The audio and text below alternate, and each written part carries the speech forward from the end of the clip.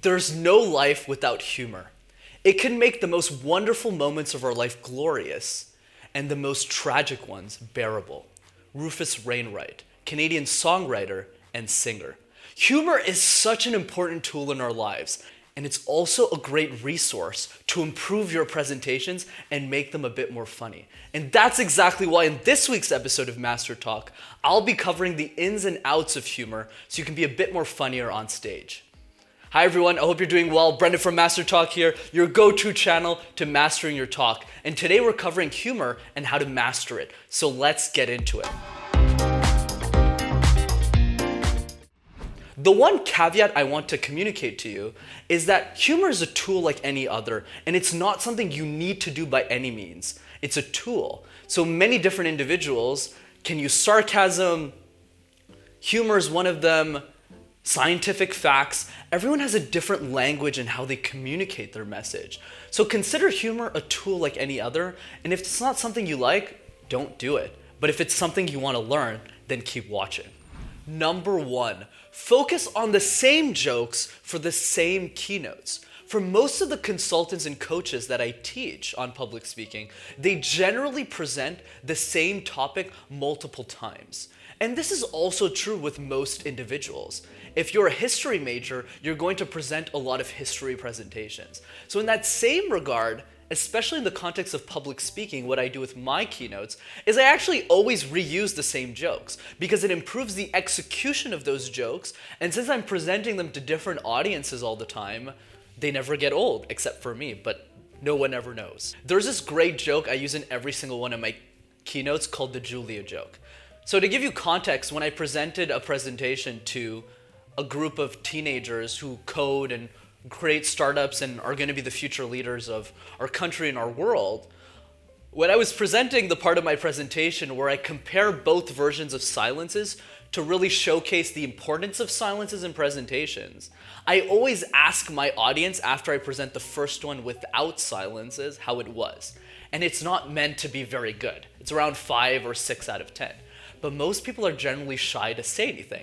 And there's this one girl named Julia in the back of the room who shot up her hand and yelled at me and said, 6. And then I asked her why. And then Julia looked at me and said, well, it's too fast. Nobody understands what you're saying. Like, what are you trying to say? And that was so funny that every single keynote I give, I always say that same joke. So for instance, let's say I'm talking to a group of entrepreneurs who are building startups, and I ask them the same question again. How was that presentation that I just gave on silences? They would be shy and say, oh, maybe 7, 8, or 9. And then I would look at them and say, well, don't be shy, everyone. There's this one girl named Julie who was 16 years old who yelled at me in the back of a room and said I was a 6. So don't be shy to give me the truth. This is a great example of a joke you can always use for any of those keynotes. So in that same regard, if you use those same jokes in what you find funny and what you can make other people laugh at, then you can keep reusing them over and over again. Number 2, acknowledge the fact that most of your jokes won't land, but if you never show it, it won't matter.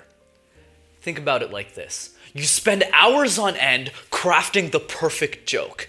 You're ready to wake up in the morning, say the joke on the 7th minute of your presentation, and you get up there, you time it perfectly, and nobody laughs. What generally happens is in that situation, you feel hurt. Oh, why didn't this joke land? Nobody found it funny. But here's the secret that funny people never tell you. It's that most of our jokes don't land, but we never show it. If you tell 20 jokes in a presentation, 15 of them don't land, and the other 5 do, but you don't feel worried about the other 15. Do you know what happens? The audience walks up to you and says, Brandon, you are so funny, even if 75% of my jokes didn't land.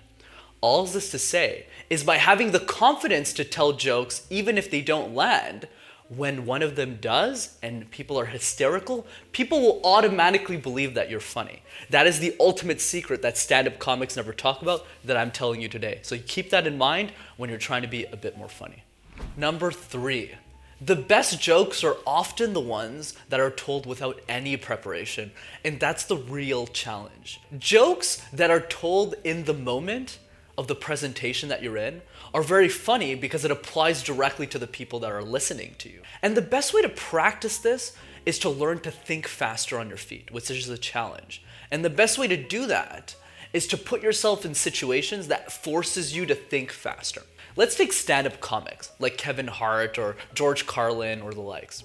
What they do, and they don't really tell anyone, is when they started their careers, they would go to a lot of mic nights every night, almost every single night, present in different cities for 20 to 50 bucks a night, just to try their jokes.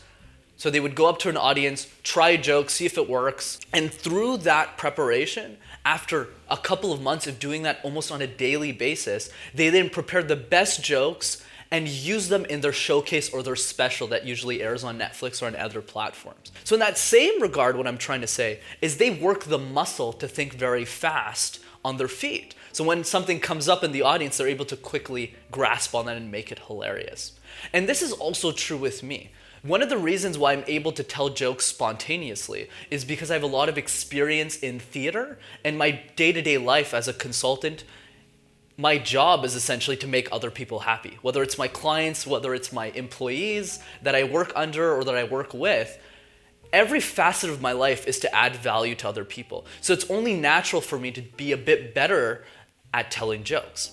So my advice to you is find hobbies or interests that you really enjoy to help you think faster on your feet.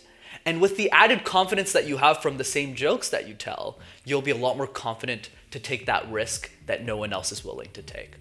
As always, if you enjoyed this week's episode of Master Talk, be sure to smash that like button and subscribe to the YouTube channel as well to see more videos like this. And I'll leave you off with this.